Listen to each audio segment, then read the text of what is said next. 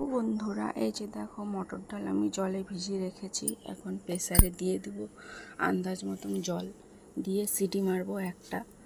তো তোমরা সবাই আমাকে শর্টে দেখেছো, আজকে লং ভিডিও দেখিয়ে। এখন একটা সিটি মারবো প্রেসারে। আর এদিকে লঙ্কা আর আদা, লঙ্কাগুলোকে আধা ভাঙ্গা করেছি আর আদাটাকে ছেঁচে রেখেছি। তো এইটার মধ্যে কিচ্ছু দেব না, ওই আদা সোমবারটা দেব। সিটিটা দেখো বসিয়েছি গ্যাসে, এখন সিটিটা পড়বে। তো তোমরাও এভাবে ডাল করে খাও না কি করে খাও একটু প্লিজ জানিও। আমি মটর ডালটা এভাবেই রান্না করি।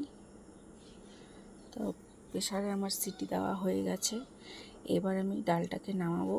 দেখো কি সুন্দর গলে গেছে প্রেসারটা আমার, কাটাও দেব না।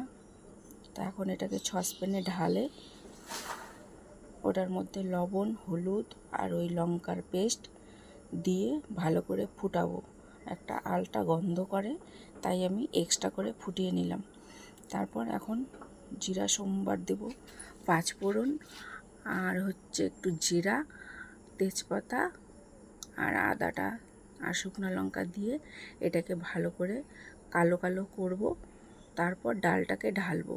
তো যেদিকে ডালটাও ফুটে এসছে, তা আমাদের বেশি গলানো ডাল খায় না, এরকমই খায়।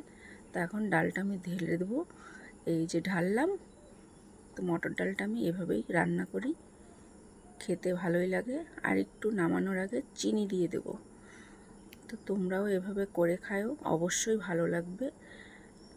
লাইক কমেন্ট করো, পাশে থেকো। ততক্ষণের জন্য টাটা।